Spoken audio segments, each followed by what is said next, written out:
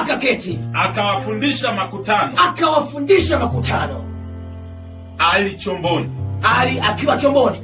Hata alipokwisha kunena, alimwambia Simoni, tweka mpaka kilindini, mkashushe nyavu zenu.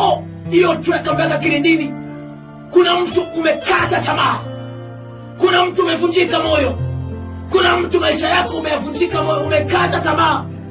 Yesu anakuambia leo, tweka mpaka kilindini. Yes. Tweka mpaka kilindini. Yes. Haujafikia mwisho kwenye hii biashara.